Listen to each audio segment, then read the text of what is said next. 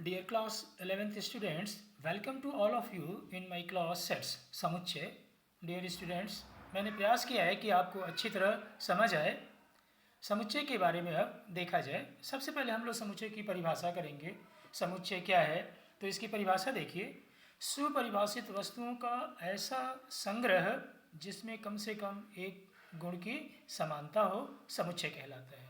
तो ध्यान रखिए कि सुपरिभाषित यानी जो समुच्चय दिया होना चाहिए वो सुपरिभाषित होना चाहिए। इसको आगे के एग्जाम्पल में ठीक ठीक समझेंगे। उदाहरण के लिए जैसे अंग्रेजी वर्णमाला के स्वरों का समुच्चय, आप लोग जानते हैं कि अंग्रेजी वर्णमाला के स्वर ए ई आई ओ यू तो समुच्चय बना दिया, तो इसमें एक गुण कॉमन है क्या, स्वर होना। तो इस तरह से ये सुपरिभाषित हुआ। भारतवर्ष के राज्यों का समुच्चय अगर हम बना दें तो वो भी सुपरिभाषित समुच्चय होगा, सुप समुच्चय होगा। प्राकृत संख्याओं का समुच्चय, इसी बहाने हम समुच्चय के बहाने इन संख्याओं के बारे में भी बता दे रहे हैं। ये संख्याएं ध्यान रखिए हमेशा काम आती हैं। नंबर सिस्टम के बारे में जानकारी होनी चाहिए। जैसे 1 2 3 4 5 एंड सो ऑन, ये संख्याएं प्राकृत संख्याएं कहलाती हैं। और इनका अगर हम समुच्चय बना दें, देखिए मछली ब्रैकेट में अभी समुच्चयों के निरूपण की विधियां भी हम लोग करेंगे, उसमें और क्लियर हो जाएगा। मछली ब्रैकेट में यदि हम अवयवों को रख दें तो ये समुच्चय कहलाते हैं।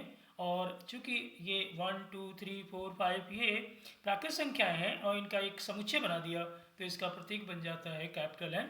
ध्यान रखिए कैपिटल एन कहीं पे भी आए तो आपको समझना चाहिए कि ये प्राकृत संख्याओं का समुच्चय है। अब अगला समुच्चय भी संख्याओं से संबंधित पूर्ण संख्याओं का समुच्चय। जीरो और मिला दीजिए, 1 2 3 4 5 के साथ जीरो और इंक्लूड कर दें और समुच्चय बना दें तो ये पूर्ण संख्याओं का समुच्चय कहलाता है। इसका प्रतीक क्या है, W है। ओके।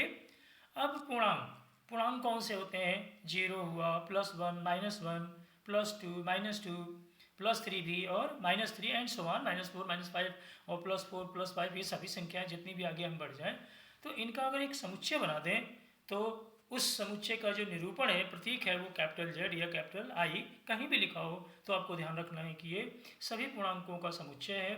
इसके अंदर जो अवयव हैं वो क्या है, पूर्णांक है। ओके। या इस समुच्चय को हम ऐसे भी लिख सकते हैं, सो ऑन उधर से नेगेटिव संख्या मतलब -1 -2 -3 -4 ये बाएं तरफ और 0 से 1 2 3 4 दाईं तरफ, ये भी हम ऊपर इस समुच्चय को ये लिख सकते हैं। अब सभी ऋणात्मक पूर्णांकों का समुच्चय, पूर्णांकों से अगर हम ऋणात्मक संख्या मतलब -1 -2 -3 ये अलग करके एक नया समुच्चय बना दें तो Z माइनस का मतलब हुआ कि ये ऋणात्मक पूर्णांकों का समुच्चय है। ओके। अब हम लोग अगला सभी धनात्मक पूर्णांकों का समुच्चय, उन्हीं पूर्णांकों से कौन सी संख्याएं निकालनी है हम लोगों को, धनात्मक संख्याएं निकाल लें, 1 2 3 4 निकाल लें, देख रहे हैं, और एक समुच्चय बना दें तो ये सभी धनात्मक पूर्णांकों का समुच्चय Z+ से सिंबल से प्रतीक। तो ये जो हम सिंबल बता रहे हैं, capital N capital W capital Z Z- Z+, अब है ये सिंबल्स ध्यान रखने हैं। आगे आपके 12th में और हायर मैथमेटिक्स जब पढ़ेंगे हायर क्लासों में तो भी काम आने हैं। उसके बाद सम पूर्णांकों का समुच्चय, सम पूर्णांक, जीरो को सम पूर्णांक माना गया है, 2 से डिवाइजिबल माना गया है, 2 से भाग हुआ माना गया है। +2 -2 +4 -4 +6 -6, इस तरह के 8 10 -8 -10 ये जितने भी आगे बढ़ जाएं ये सभी कहलाते हैं सभी सम पूर्णांक हैं और इनका समुच्चय के रूप में लिख दिया तो सम पूर्णांकों का समुच्चय। अगला कौन सा है, विषम पूर्णांकों का समुच्चय। विषम संख्याएं +1 हुई, -1 +2 सॉरी +3 -3 +5 +5 +7 -7, ये सभी संख्याएं क्या है, विषम संख्याएं। इनका एक समुच्चय बना दिया, समुच्चय के रूप में लिख दिया गया तो ये सभी हो गई विषम पूर्णांकों का समुच्चय। ओके। अब आगे और भी देखा जाए, परिमेय संख्याएं का समुच्चय। आप लोग परिमेय संख्याएं अच्छी तरह छोटे क्लासों से पढ़ते आ रहे हैं कि वे संख्याएं जिन्हें हम P/Q के रूप का लिख पाएँ, किस रूप का, P/Q के रूप का। वे संख्याएं जो P/Q के रूप की लिखी जा सकें, जहाँ P और Q क्या होने चाहिए, पूर्णांक होने चाहिए और Q का मान 0 0। देखिए दोबारा देखिए कि ऐसी संख्याएं जो P/Q के रूप की लिखी जा सकें, जहाँ P और Q क्या होने चाहिए, पूर्णांक होने चाहिए, जेड में के एलिमेंट होने चाहिए और Q is not equal to 0, तो ऐसी संख्याएं परिमेय कहलाती हैं। और अगर हम इनका समुच्चय बना दें तो ऐसी संख्याओं का समुच्चय कैपिटल क्यू से प्रदर्शित किया जाता है। ध्यान रखिए, अगर कैपिटल क्यू आएगा तो आप समझिए कि ये परिमेय संख्याओं का समुच्चय है। अब है सभी अपरिमेय संख्याओं का समुच्चय, यानी जो संख्याएं परिमेय न हो। ये देखिए, ऐसी संख्याओं का हम समुच्चय बनाएं जो परिमेय न हो, जैसे √2 है, √3 है, √5 है, तो वे अपरिमेय संख्याओं का समुच्चय होंगी। तो ये भी आपको ध्यान रखना है कि √2, √3 ये सब अपरिमेय संख्याएं हैं, इरेशनल नंबर्स हैं। अब अगला जो है सभी वास्तविक संख्याओं का समुच्चय, वो कैपिटल आर से प्रदर्शित होता है। और कैपिटल आर वास्तव में है क्या? परिमेय और अपरिमेय संख्याओं का समुच्चय ही वास्तविक संख्याओं का समुच्चय होता है, कैपिटल आर। अब समुच्चय के निरूपण की विधियाँ, यही हम पीछे बात कर रहे थे कि निरूपण की दो विधियाँ हैं। ध्यान रखिए, समुच्चय के निरूपण की दो विधियाँ हैं। ओके, पहली कौन सी है? तालिका विधि, या इसका दूसरा नाम क्या है? सारणीबद्ध विधि अथवा सूची विधि। ये एक विधि है, पहली विधि है। इस विधि में क्या करते हैं कि जो समुच्चय के अवयव हैं उनको मझले ब्रैकेट के अंदर, देखिए मझले ब्रैकेट के अंदर लिखते हैं। जैसे देखिए, एक समुच्चय ए है तो इसके अवयवों को मझले ब्रैकेट के अंदर लिखा गया है, ए ई आई ओ यू, तो ये कौन सी विधि हो गई? तालिका विधि हो गई। दूसरा समुच्चय देखिए, इसके अवयव क्या हैं? 1 2 3 4 5, और इनके अवयवों को मझले ब्रैकेट के अंदर लिख दिया गया है। तो समुच्चय के इस तरह के निरूपण की विधि कहलाती है तालिका विधि। ओके, यह सूची विधि या सारणीबद्ध विधि कहलाती है। उसके बाद जो हम लोगों की दूसरी विधि है समुच्चय के निरूपण की, वो है गुण विधि, या दूसरा नाम क्या है? समुच्चय निर्माण विधि। तो समुच्चय निर्माण विधि में समुच्चय के अवयवों के गुण लिखे जाते हैं। क्या लिखे जाते हैं? गुण लिखे जाते हैं। ओके, और एक्स करली ब्रैकेट, मछली ब्रैकेट में इस ब्रैकेट का उपयोग इसमें भी होता है, ठीक, लेकिन उस समुच्चय के अंदर अवयव न लिख के गुण लिख दिया जाता है, उन अवयवों के गुणों को लिख दिया जाता है। तो इस विधि में समुच्चय के अवयवों के जो सामान्य गुण हैं उनको लिखा जाता है और उसी के आधार पर अवयव प्राप्त हो जाते हैं। ओके, जैसे देखिए एक समुच्चय ए है, एक्स सच दैट, देखिए करली ब्रैकेट में तो लिखा ही जाएगा, मछली ब्रैकेट के अंदर इसको भी प्रदर्शित किया जाता है, लेकिन अवयवों को, जो अवयवों के सामान्य गुणों को इसके अंदर लिख दिया जाता है। जैसे देखिए एक्स सच दैट, दो बिंदी लगा, उसे क्या पढ़ते हैं? सच दैट एक्स अंग्रेजी वर्णमाला का एक स्वर है। अंग्रेजी वर्णमाला का स्वर यानी जो भी अंग्रेजी वर्णमाला के स्वर हैं, जैसे ये देखिए यहाँ पे ये यही है, इसका ये गुण विधि से, यानी इस समुच्चय का ये गुण विधि से लिखा, गुण विधि से लिखा हुआ है या समुच्चय निर्माण विधि से लिखा हुआ है। अगला देखिए समुच्चय बी है, एक्स सच दैट एक्स एक पूर्णांक है। पूर्णांकों को हम लोग लिख चुके हैं 0 +-1 +-2 और सो ऑन, और करली ब्रैकेट में बंद कर दिए थे। तो ये कौन सी विधि थी? तालिका विधि थी।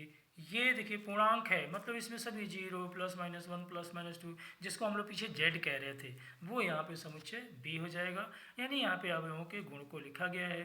तो ये समुच्चय निर्माण विधि हो गई या गुण विधि हो गई। तीसरा एग्जाम्पल लिखा है कि एक्स सच दैट एक्स क्या है? 10 से छोटी प्राकृत संख्या है। प्राकृत संख्याएं इस समुच्चय में यानी 9 एलिमेंट लिखने हैं। जानते हैं आप लोग कि प्राकृत संख्याएं कहाँ से शुरू होती हैं? 1 से, 1 2 3 4। तो इसके अवयव जो सी के अवयव होंगे वो 1 2 3 से शुरू करते हुए आखिरी का एलिमेंट कहाँ हो जाएगा? 9, यानी कि 1 से लेकर 9 तक के अवयव इसमें लिख दिया जाएगा। तो ये कौन सी विधि हो गई? गुण विधि हो गई। तो समुच्चय के निरूपण कर ली। समुच्चय के निरूपण की कितनी विधियाँ हैं? 2 विधियाँ हैं। पहली कौन सी? तालिका विधि या सारणीबद्ध विधि उसका दूसरा नाम है, या सूची विधि उसका तीसरा नाम है। और दूसरी जो विधि है गुण विधि, अथवा उसका दूसरा नाम क्या है? समुच्चय निर्माण विधि। ओके, अब हम लोग यहाँ पे कुछ कथनों पे विचार करेंगे, कुछ संग्रह लिए गए हैं और हमें ये बताना है कि अगर संग्रह सुपरिभाषित होगा तो समुच्चय होगा, और अगर सुपरिभाषित नहीं होगा तो वो समुच्चय नहीं होगा। तो देखा जाए कथनों को, उन संग्रह को देखा जाए। सबसे पहला संग्रह दिया है भारत के बुद्धिमान खिलाड़ियों का संग्रह। देखिए बुद्धिमान शब्द, बुद्धिमान का पता लगाने का कोई मानक नहीं है। बुद्धिमान किस रूप में देखा जाए, इसलिए बुद्धिमान शब्द ही कह लीजिए इस आधार नहीं हो सकता है किसी खिलाड़ियों को संग्रहित कर संग्रह किसी खिलाड़ियों का संग्रह बनाने के लिए, तो ये जो संग्रह है वो सुपरिभाषित नहीं है, स्पष्ट नहीं है, अतः ये संग्रह समुच्चय नहीं होगा। दूसरा देखिए, भारतवर्ष में पाए जाने वाले सभी खतरनाक जानवरों का संग्रह। खतरनाक जानवर किस आधार पर खतरनाक देखा जाएगा? जहरीले के हिसाब से या डरावने के हिसाब से, जिसे भी हो। तो खतरनाक शब्द जो है, खतरनाक जानवरों का जो यहाँ पे संग्रह है वो भी सुपरिभाषित नहीं होगा, इसमें समुच्चय नहीं लिखा जा सकता है, अतः ये समुच्चय नहीं होगा।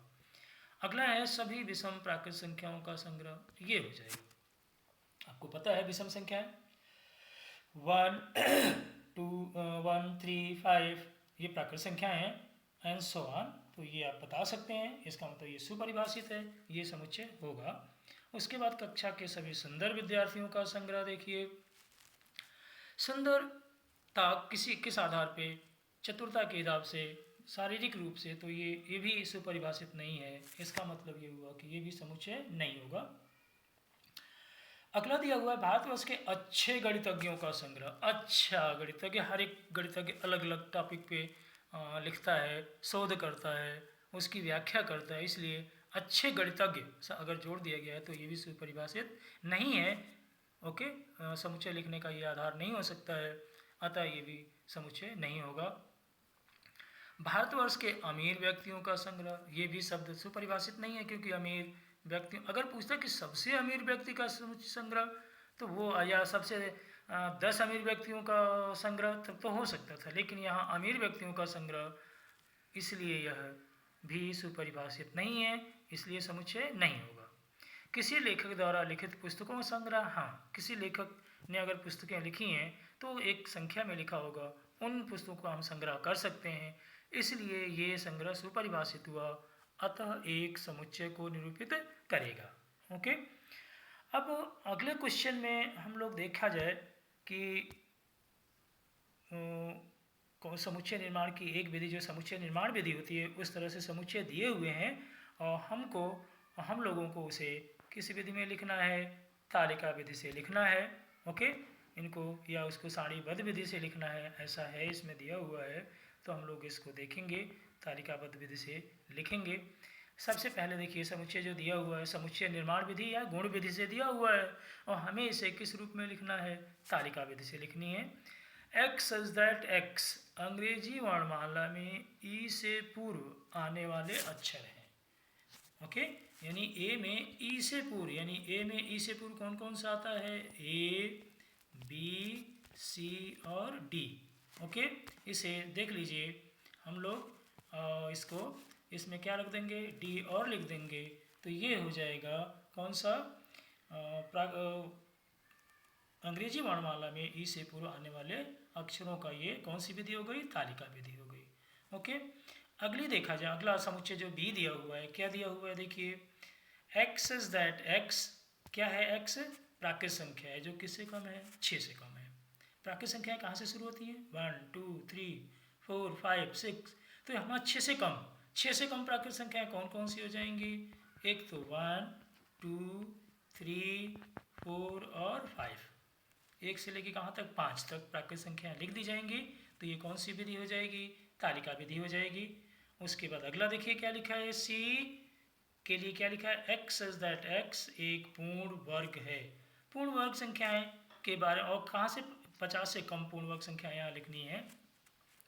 एक्स इज लेस देन 50, तो 50 से छोटी पूर्ण वर्ग संख्याएं पहले जानिए जिसका वर्गमूल पूरा पूरा निकल आए, जैसे 1 है, 4 है, 9 है, 16 है, 25 है, 36 है, 49 है, तो 50 से कम लिखना था।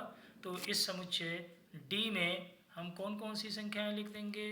1 लिखेंगे, 4 होगा, 9 होगा और 16 होगा, 25 होगा, 36 होगा और 49 होगा, 49 होगा, और ब्रैकेट कर ली बंद कर देंगे। तो ये कौन सा समुच्चय आपने लिख लिया?